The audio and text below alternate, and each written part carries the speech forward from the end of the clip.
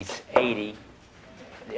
Auditors are welcome, but they're the ones who need to sit on the floor. If there are any auditors sitting in chairs, give them up to the students who need to take notes and who who are suffering more in reading this book and who deserve every help they can get. So there's one empty seat back there, is that right? Yeah? So somebody who wants it.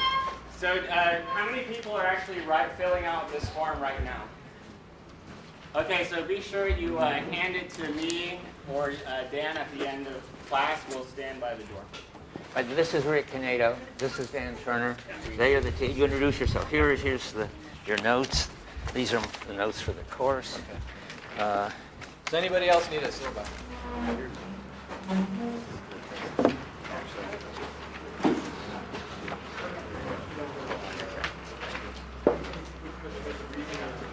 Are these the Heidegger numbers or pages? So there's still copies of the syllabus around. I'll answer questions about the syllabus in a minute.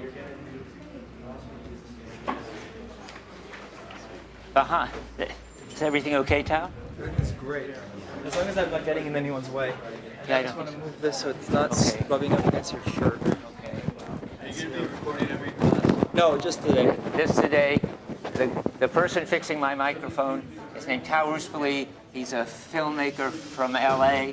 He's, I don't know whether I would have let him in here to somewhat disrupt this already complicated process, but his pedigree is strong. He's a philosophy major, film double major from here. He's taken every Heidegger course that I've given. He's taken Philosophy 7, which is existentialism in literature and film, twice.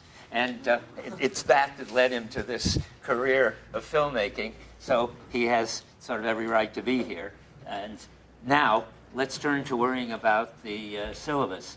Is there anything on the syllabus that surprises you or you don't understand? Are there any more copies? Are there any more copies of the syllabus, or have we run out? No, but it's on the internet. So the way it works now is there's Stand up so it's hard to hear probably. There are actually two course websites. One of the websites is the course web that you guys are probably familiar with, that all professors have access to. You link to that from the schedule of classes website. And then Professor Dreyfus also has a website, which is his personal website, and you link to that through the department. The one that has the syllabus is the course website. No, it now is on the personal one too. At least it's supposed to be, Okay, as of a few hours ago. Okay, good. Okay, You can find the syllabus there. but in the meantime, we'll go on with somebody if the best we can do. The most important thing on the syllabus, I mean, most of the syllabus just tells you where the course is meeting and when, and you obviously know that. So, and then what we're going to do, it's important, very important, to do the reading that we're going to be talking about. Of course, today you didn't have a chance to be forewarned, but from now on, it's practically impossible to understand it. But if you read it once before I talk about it, and again after I talk about it, and talk about it in discussion section, you will, I think, gradually get to understand it. It's like learning a whole new language. You will speak Heideggerian, and it will seem perfectly natural to you by the end of the semester. Right now, it is practically unintelligible, as you will discover when you try to read those first 8 pages. But keep at it. But don't get in this course if you're not really prepared. That's why I started to say the most important thing on the syllabus is the prerequisites. They're there not to make trouble, but to help you stay out of trouble. This is definitely, I think it's pretty clearly, tied for hardest course in the philosophy department, along with Kant's Critique of Pure Reason. And it's not my fault, and it's maybe not even Kant's or Heidegger's fault. These are hard subjects. But anyway, you shouldn't be taking this at all if you haven't had the 25B, which is History of Modern, or some equivalent thereof. If you haven't already got used to the vocabulary of Descartes and Kant and just the way modern philosophers talk about transcendental arguments and so forth, and just plain subjects, what subjects are and what objects are, then you're going to be completely lost. So if you haven't had 25A, you shouldn't be taking it. If you have had 25A, you are at least on the right track. It would help a lot if you have taken Kant already, or have the strength of brain, I don't know if anybody would, I don't know if I would, to take the Kant course, which happens to be right before this one. Is anybody coming here from the Kant course? I don't know what's going to happen, whether this is going to fry your neurons. I mean, the idea that you could have 3 hours of this in a row, it would be very illuminating if it isn't completely devastating. So we'll have to see. But it would be good either to take the Kant course before this one, or Searle's Philosophy of Mind. How many are coming here from Philosophy of Mind?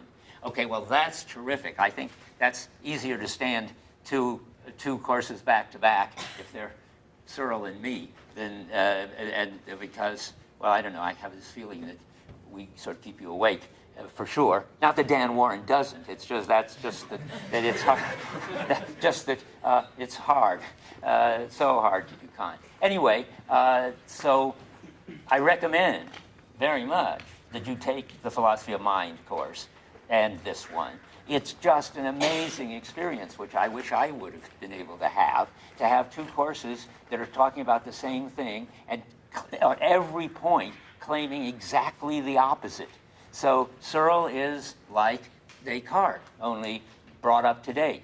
It's at more than like Husserl. In fact, very, very close to Husserl in many, many ways. Though he didn't get it from Husserl, if you're a very smart philosopher and live in this kind of Cartesian tradition, this is way of thinking about things is bound to occur to you. And so Searle is really channeling Husserl and playing Husserl for this. And I'm channeling and playing Heidegger. So you get to have Husserl and Heidegger, who had this huge confrontation in Germany in the last century, see it replayed before your very eyes. So everything that John Searle says in his class, I'm going to deny and contradict, and vice versa. And you don't understand the philosophical position really unless you understand what it denies, what the opposite of it is, and why it isn't just self-evident. Well, it'll help you understand Heidegger a lot to see that there's another way of looking at it, namely Searle's, and vice versa. So and if you were doing that, then you're all set to take this. There is now this gray area of people who've taken 25A, but not Kant or Searle. But if you're a philosophy major, you should be able to do this course. If you're not, you maybe had better come to me in office hours and talk to me about whether you should, one, take it at all, or two, take it pass, not pass. That's an important option in a hard course like this.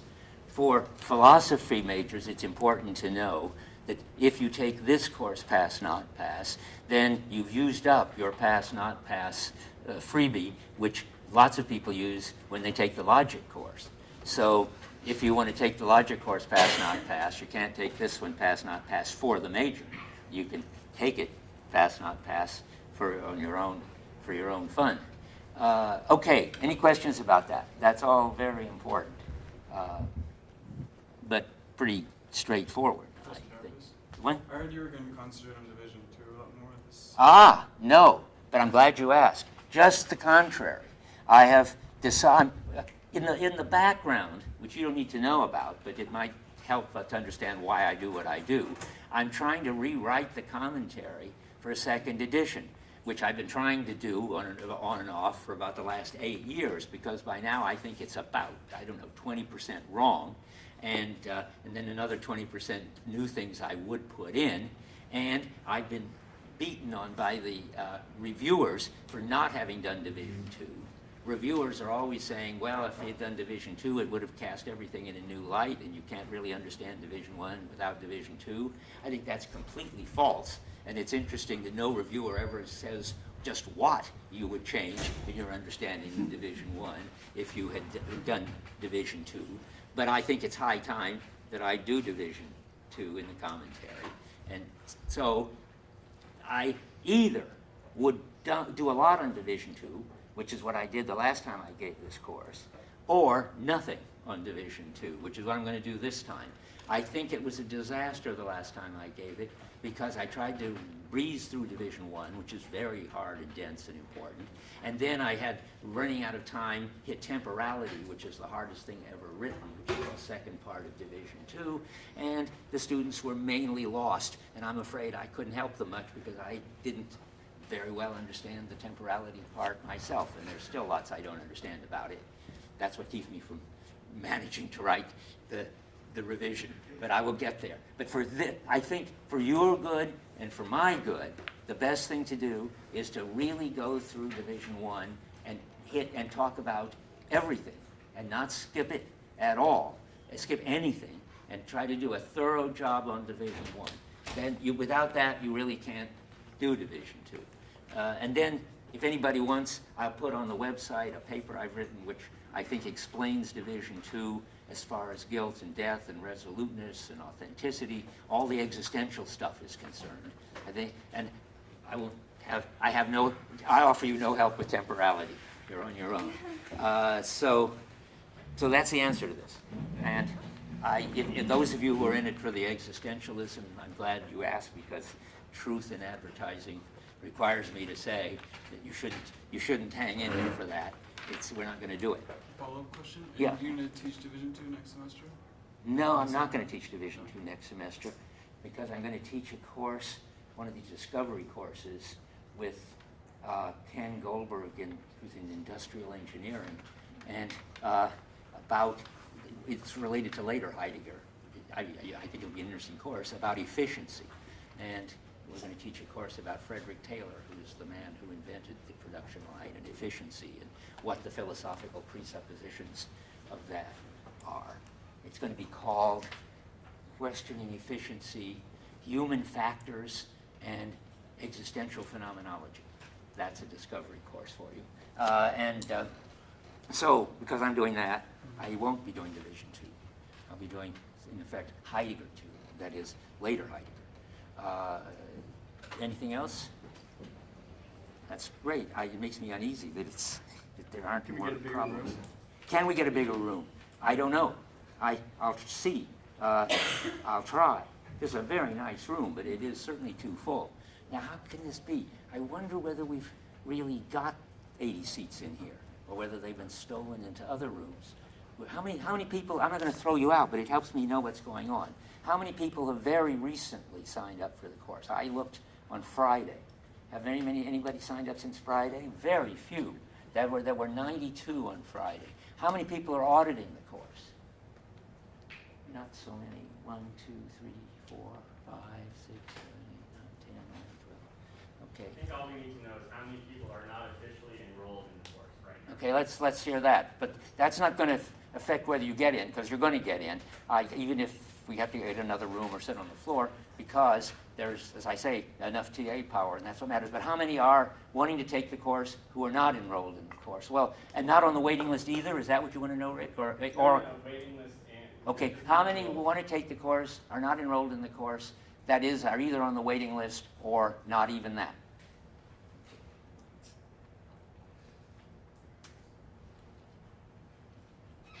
Yes, I'm assuming that's more or less how many people would be on the floor. Okay, yes, that's about right, 30.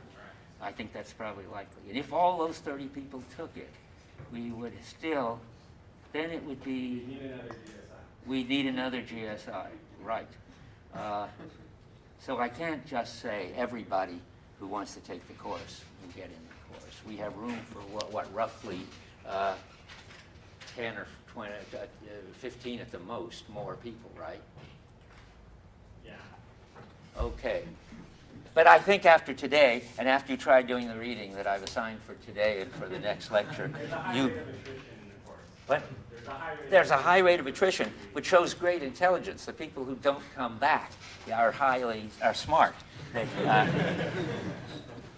Because and I almost surely will give it again. Well, this wouldn't help any of you. I mean, you should be upper division.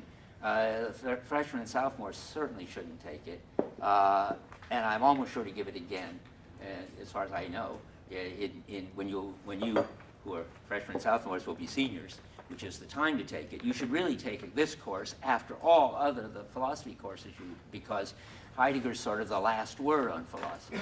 In a certain way, that it's the end of philosophy, but not in a bad way, but in a kind of way that sets things off in a new direction.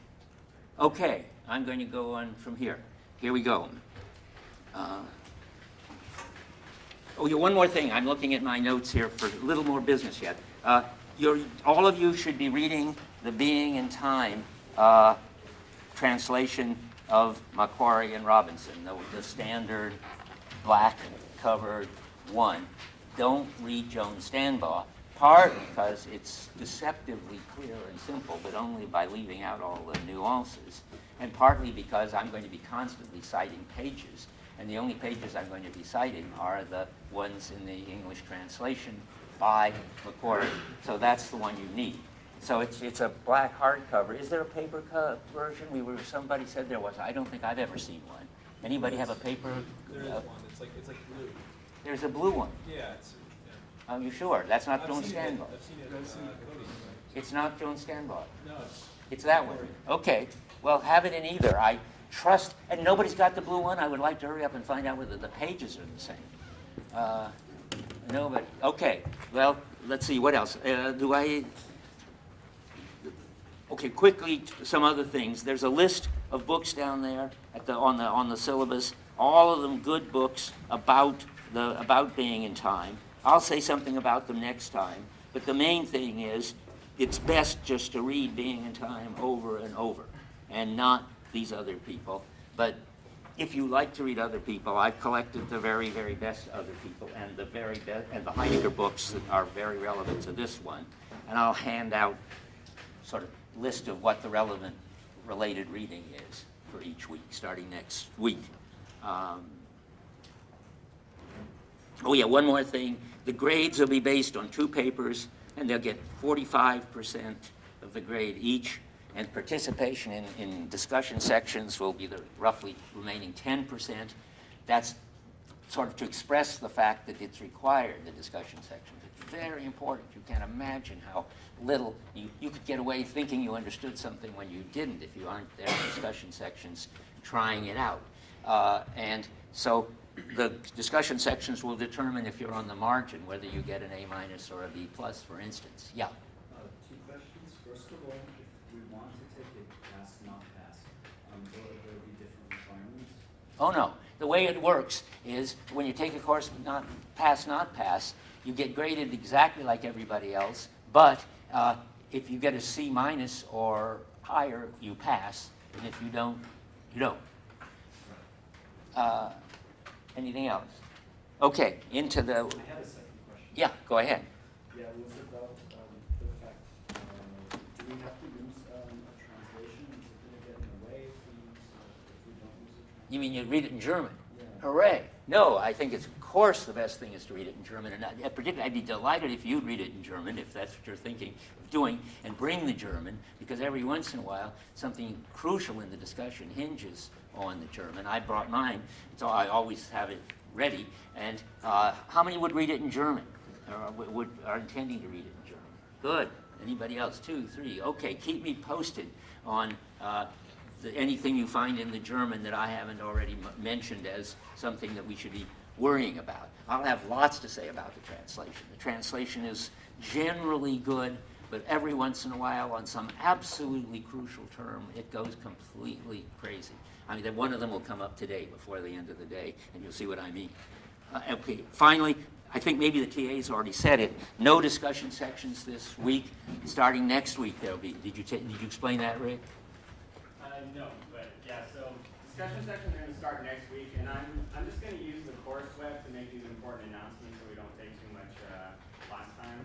But make sure you come the first week of class if you really want to take the course, so come tomorrow. And I guess the Monday sections won't meet next week, that's Labor Day, right? Right. Okay, so, but yeah, I mean, officially for the department, I guess, they start next And if you don't want to miss, once you know when the sections are, I'm sure they're welcome to drop in the Monday people or some other day next week, to just so that they're not a sort of a losing. Yeah, I mean, I'll have extra office hours, but. Okay, so you can. Yes, I get a Labor Day off too. Yeah, but I'm saying, of course, but I say drop in some other time that that TA is giving sections, not on Monday. But it just turns out that they're all going to be on. Yours are? Yeah. Okay, well, have a good Labor Day. Okay, okay, here we go. So first, a kind of background, why Heidegger is so important. This is sort of the other side now, why you should take it if you've got the strength of mind and the prerequisites. It is a terribly important course. Heidegger is turning out to be, I think, without any doubt, the most important philosopher of the 20th century. That the only competitor is Wittgenstein. And I think I'll tell you about the Heidegger. Wittgenstein is certainly very interesting and important. And it would help also, by the way, to take the Wittgenstein course, though the relation to Heidegger would be harder to see. It's very much there. There's lots they have in common. What's Heidegger's got is a new way of doing philosophy, of thinking about what philosophy is, and he's standing on the shoulders of two giants, Kierkegaard and Nietzsche, who were both of them sort of anti-systematic and just sort of crudely almost anti-philosophical, whereas Heidegger is going to be very systematic, like a philosopher, and he's going to show in detail what it is in the philosophical tradition that he thinks is wrong and what we should do about it. So this has implications for lots of things. I mean, it turns out first for understanding what one should be doing in philosophy nowadays, and that's one of the big effects. One of the reasons you can tell, I think, that he's the most important philosopher of the 20th century is that every other important philosopher of the 20th century is in some way or another a Heideggerian. I'll just run through that. Maybe some of you know that. Sartre, of course, is sort of 100% influenced by Heidegger. Being and nothingness is a brilliant misunderstanding of being and time. It's only a Frenchman could do it. It's taking Heidegger's anti-Cartesian classic and giving a Cartesian account of it. It's just amazing. So, but he's got lots of Heidegger in there. He just somehow missed the central point.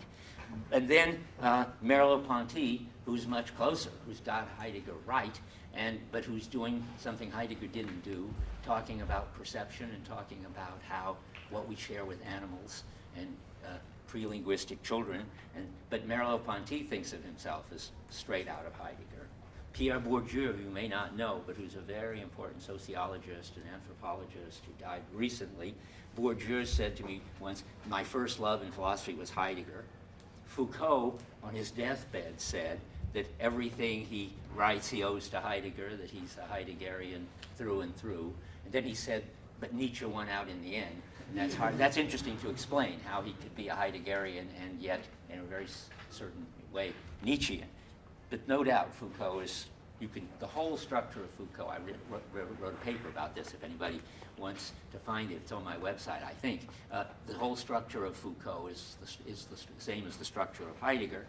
Habermas, how many have ever heard of Habermas? I mean, oh, you have, okay, because he's such an important philosopher in Germany and Europe. Habermas is an interesting case. He was total Heideggerian, and then he was shocked when Heidegger published in 1957 his lectures from 35, in which he talked about the inner truth and greatness of National Socialism. And Habermas, I guess, realized for the first time what everybody realizes was a shock sooner or later, that there was a period in which Heidegger was a Nazi. And I'm just not going to go into it. I mean, it's a very fascinating subject. But I think I can convince you we shouldn't go into it, because Habermas, of all people, thinks that Heidegger's Nazism is only a problem in later Heidegger. And he says, though he's turned against Heidegger and sort of hates Heidegger, he thinks that, he's written that, the Being and Time is the greatest philosophy book since Hegel's Phenomenology of Mind. That's pretty serious. I mean, that means Heidegger, from Habermas's point of view, is up there with the really great ones. I think he is. I think when you do Plato, Aristotle, Leibniz, Hegel, Nietzsche, the next one is going to be Heidegger. He's just an absolutely important philosopher. And then there's Levinas, who spent his life sort of being against Heidegger and in a sophisticated way. And there's Derrida, who said, I wrote it down. Where did I write it? no, I'm not going to spend much time looking for it, but he said in Position, everything I do in a space opened by Heidegger. So there's everybody who's anybody in continental philosophy anyway, was in some way a Heideggerian.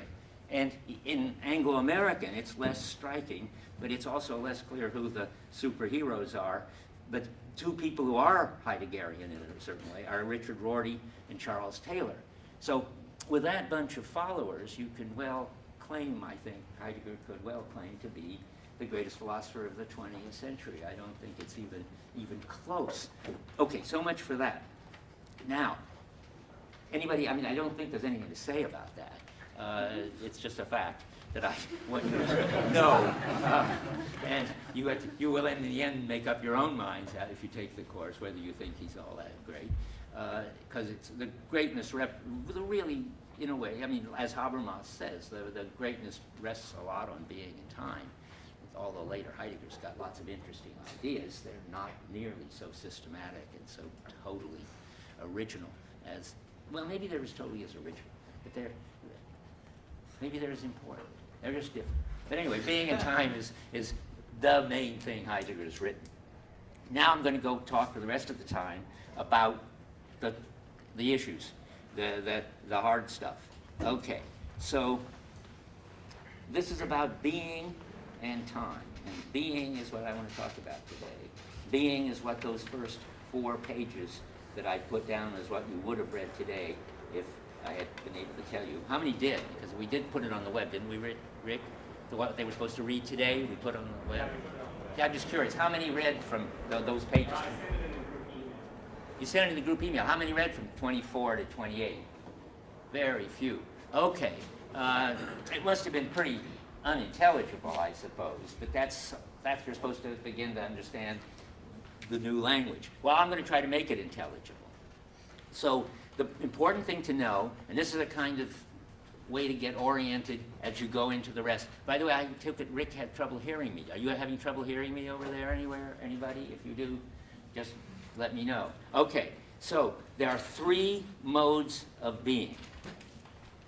I can't tell you until later in the lecture what being is, so to speak, what I mean by being. But it has to sort of grow on you as I explain it. So the first mode of being is the mode that the traditional philosophers have always understood.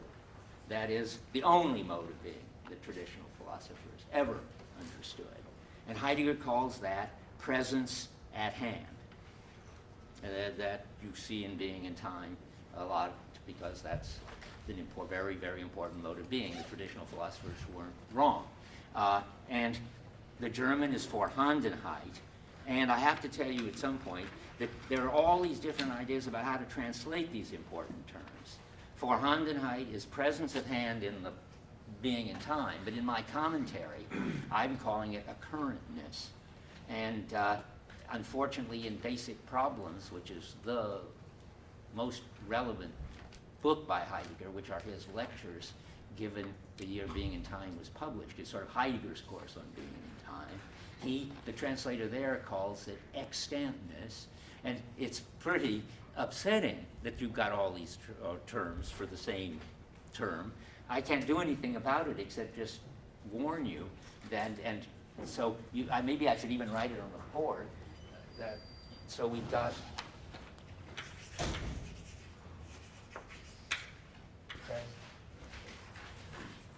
let's say presence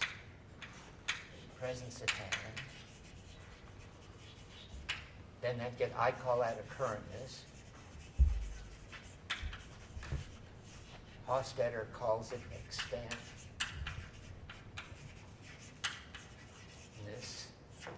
Okay, and what is it? It's the way to think about it is it's what Aristotle already understood and named substance, ousia. How many have had Aristotle? I mean, I didn't say you had to have 25A, but it would be nice to have 25A. How many have had Aristotle? Well, not very many. Okay, well, Aristotle, you don't need to know much, enough to know that Aristotle said that substances are what were real, and substances are self-sufficient entities. The table is a substance, a tree is a substance, the sun is a substance. A substance is an entity, and it's a substance if it's independent of other entities. Now, that means, for instance, that properties aren't like substances, because properties, like brown, depends on something like the lectern, which is a substance, being brown. So Aristotle had this important distinction between self-sufficient substances and the properties that depend on the substances. But even the properties were self-sufficient for Aristotle, because really the essence of presence of hand is to be self-sufficient. And though the properties depended on the object, they didn't depend on each other. So brownness and hardness and whatever else this has, heaviness and so forth, these various properties are each one self-sufficient insofar as they're not like other properties. I mean, that sounds sort of obvious, but Merleau-Ponty talks about the woolly redness of the carpet. He has a whole view that properties are not independent like that. But the tradition thinks that properties are independent like that. And so the presence at hand is always what I would call atomistic. Either it's each element, and not like atoms in chemistry, but like each element we're talking about, not like elements in science either. It's just hard to find the right general terms. But I'm going to have to say each element, meaning lectern or brown or whatever, gets understood on its own and doesn't require anything else to understand it. So, and substances, it's sort of obvious, with their properties in language become subjects and predicates. So you say the lectern is brown. And when you get to substance and predicates, you're on the way to logic. You can put all that into what's called the predicate calculus, in which there exists an object and it is a lectern and it is brown, and so forth. So, and that, in the tradition, it looks like if you really had all the properties and all the substances and all the forms of logical relation between them, you'd understand everything there was to understand, everything that's intelligible. And that's really where traditional philosophy was headed. In fact, I think it's where it ended up. It ended up in artificial intelligence and the idea of that you could, if you took this logic and ran it on a computer, then you would have what would be, you would have what's called symbolic representations in the computer of all the substances and all their properties and the relations between their properties and so forth. You would then be able to make a computer that was intelligent. This is what John McCarthy, for instance, the guy who named AI, artificial intelligence at Stanford, believed and still believes, even though I think it's become absolutely obvious to almost everybody but John McCarthy, that it didn't work. The attempt to understand everything in terms of the predicate calculus couldn't capture a very important aspect of of the world and its intelligibility. That's what I said in my book, What Computers Can't Do, in 1972, and that this whole project, which a student of mine, John Hoagland, calls good old-fashioned AI, and which people so call it GoFi, on the basis of that, but what's more officially symbolic information processing form of intelligence, didn't work. But the reason everybody thought it would work is because it is the culmination of the belief that the only mode of being is the present at hand. Once you start out on that track with Aristotle, you end up with John McCarthy, and the government wastes a lot of money and everybody wastes a lot of time trying to make intelligent computers that way. I'm not saying you couldn't make intelligent computers some other way. That's an interesting subject for another course, but I think it's been pretty well proven it's not going to be done that way. So, but what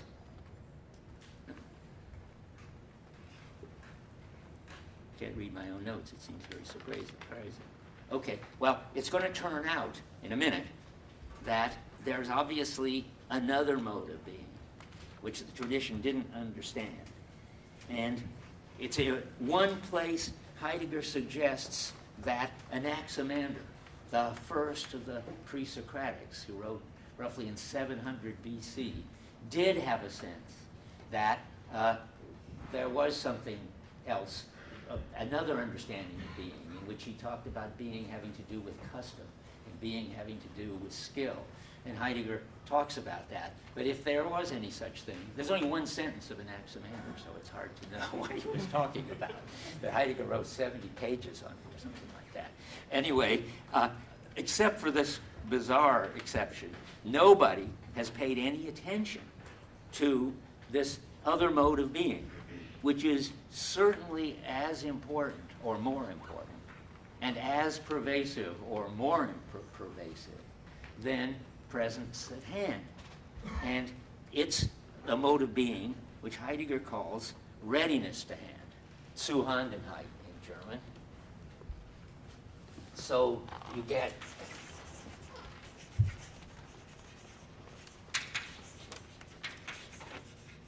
readiness to hand. I guess I should, just for the sake of, in case anybody wants to know what we're talking about here, Vorhandenheit, here, Zuhandenheit. Now in mine, this is translated availableness. And in Hofstadter, I have no idea. Functionality, isn't it? What? Is it handiness? I thought it was functionality. Anybody know how in basic problems this is translated? Isn't that robustness? What? I think you translate something else. I'm not sure. Anyway, functionality might be bavantness. You're right. Yeah. If I think bavantness, it's handy or handiness. handiness, probably. Something like handy. I don't know. There's too many translations. Yeah, it's terrible. I mean, I wish I didn't have to bother you with this, but What's important is to note the German, because if you look at the very back of most Heidegger books, they'll tell you how they're translated. So if you know the German, then you can read all these other books.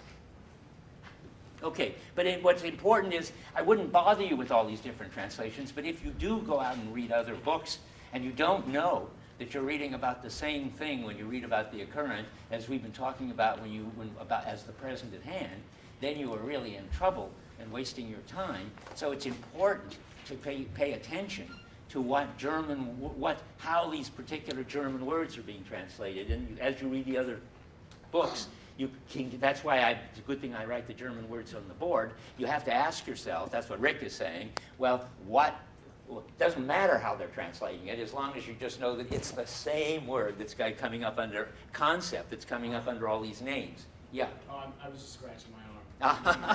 Terrific. I saw him looking at me and I was like, damn. Okay, that's funny. Let's see. Okay. So, what is this kind of being, this way of being, that's different than the present at hand, self-sufficient substance way of being, which everybody's overlooked, and which is at least as pervasive and important as the other? Well, and I think this is Heidegger's great genius. A lot of things are about genius, but that he saw that you could give a phenomenological description of a mode of being that's so close to us and so pervasive that no philosopher since Anaximander, if even he, had ever paid attention to it. And that is what my language for it is skillful coping. It's the way we deal with things when we're using them. And in Heidegger talk, he brilliantly just decides to pay attention to equipment and how we use what equipment is and how we use it. And when he does, he in effect overthrows the whole. You can use that to overthrow the whole Western tradition in philosophy. It's just amazing. It amuses me now that I remember it that Habermas actually said this. We were giving a seminar together in Frankfurt, and I was talking about hammering, which is what Heidegger's always talking about.